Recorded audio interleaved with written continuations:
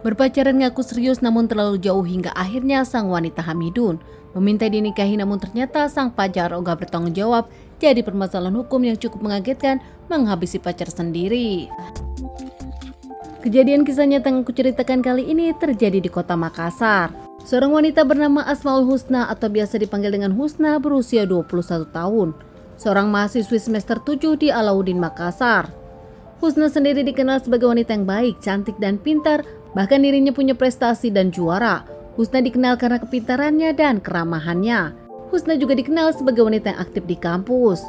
Beberapa bulan belakangan Husna sendiri tinggal di rumah sang tante. Mengingat tante dan omnya memang sedang di luar kota, dirinya tinggal bersama dua sepupu. Satu seorang sepupu wanita dan satu seorang sepupu laki-laki. Mereka tinggal bertiga di rumah tersebut. Belakangan di bulan Maret 2019, Husna pun dekat dengan seorang lelaki bernama Ridho Muhammad Khair. Ridho sendiri adalah seorang mahasiswa, sama semester 7 di fakultas dan kampus yang sama, berusia 21 tahun juga. Ridho dikenal sebagai lelaki yang ganteng, pintar, berprestasi, dan juga aktif. Keduanya merasa dekat, cocok satu sama lain, sering berkomunikasi, hingga akhirnya mereka berpacaran. Di antara Ridho dengan Husna berpacaran pun nampaknya keluarga tahu dan mengizinkan mereka berpacaran. Di bulan September 2019, Husna tiba-tiba menjauhi Ridho. Banyak yang bertanya-tanya ada apa. Namun nampaknya Husna pun merahasiakan alasan dirinya menjauhi Ridho. Namun tiba-tiba di bulan Oktober Husna kembali mencari Ridho. Semuanya pun lagi-lagi membuat keluarga hanya menebak-nebak. Bahkan kini keluarga akhirnya tahu kalau saat bulan Oktober Husna mencari Ridho karena ternyata Husna sendiri baru tahu kalau dirinya mengandung dan meminta pertanggungjawaban dari Ridho. Dan ternyata memang benar saja Husna sendiri mengabari Ridho dirinya tengah hamil dan saat itu mereka bertemu. Tepatnya di tanggal 14 Desember 2019, sepupu perempuan dari Husna pun baru pulang dan bingung. Rumah nampak sepi, pintu pun tak terkunci. Saat dirinya masuk ke kamar, kaget menemukan Husna penuh dengan cairan merah dan tertutup bantal. Bahkan saat itu pun Husna tak bergerak, membuat dirinya menelpon sepupu lelakinya. Saat sepupu lelakinya datang melihat kalau Husna memang sudah tak bernyawa, keduanya pun langsung lapor Pak RT dan juga lapor pada para warga. Bahkan saat itu tak lama pihak kepolisian datang. Pihak kepolisian pun datang olah TKP dan menyelidiki kasus ini. Bahkan saat itu pun jasad Husna dievakuasi di rumah sakit untuk dilakukan otopsi. Polisi olah TKP untuk mencari barang bukti hingga polisi pun curiga kepada seseorang yang berada di sana nampak seperti berbeda. Saat itu orang aneh tersebut ternyata Ridho, pacar dari Husna sendiri. Polisi pun langsung interogasi Ridho dan tak lama datang ke rumah Ridho untuk membawa barang bukti yang ada.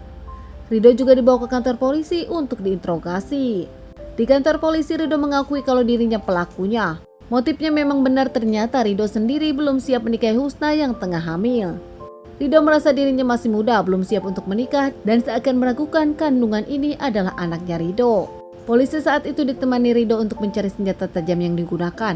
Hingga akhirnya ketahuan senjata tajam tersebut dibuang saat Ridho hendak pulang ke rumah. Ridho pun akhirnya menceritakan kronologis kejadian di hari itu. Ridho janjian akan datang ke rumah tante Husna yang ditempati oleh Husna. Keduanya pun bertemu membahas kehamilan di teras depan. Tak lama keduanya pun masuk rumah dan Husna mengajak ke kamar. Keduanya ngobrol di kamar. Saat itu Husna meminta pertanggungjawaban, namun nampaknya Ridho masih ragu dan masih belum siap untuk menikahi Husna. Saling emosi, saling cekcok hingga akhirnya Ridho lebih emosi daripada Husna. Membekap Husna dengan bantal dan tak lama membawa senjata tajam menikam Husna hingga mengeluarkan cairan merah. Mendekap lagi dengan dua bantal, Ridho sendiri meyakinkan kalau sang pacar memang sudah tak bernyawa hingga akhirnya meninggalkan tempat tersebut dan kabur ke rumahnya. Bahkan saking dirinya tak mau ingat lagi kepada Husna, sebelum meninggalkan kamar Husna, Ridho sendiri menutupi wajah Husna dengan dua bantal yang memang sudah berada di rumah. Ridho diamankan terkait permasalahan ini dan akhirnya Ridho pun disidangkan. Mendapatkan persidangan beberapa kali hingga akhirnya divonis 20 tahun penjara. Keluarga dari Husna sendiri tak menyangka Husna dihabisi oleh lelaki yang pernah dicintainya. Bahkan ternyata Husna sendiri berbadan dua. Rumah sang tante jadi saksi Husna dihabisi pacarnya sendiri yaitu Ridho. Banyak yang tak menyangka kedekatan Ridho dengan Husna sendiri seperti tak bisa terpisahkan. Bahkan ternyata mereka berlebihan hingga akhirnya Husna pun berbadan dua. Ridho sendiri nampaknya tak mau bertanggung jawab kepada Husna karena dinilai dirinya sebagai lelaki yang ganteng masih banyak wanita yang menginginkan Ridho. Bahkan nampaknya Ridho merasa dirinya punya masa depan cerah namun harus gagal karena harus menikahi Husna. Semoga ini bisa dijadikan pelajaran untuk kita dan ditunggu bahasan kasus-kasus selanjutnya.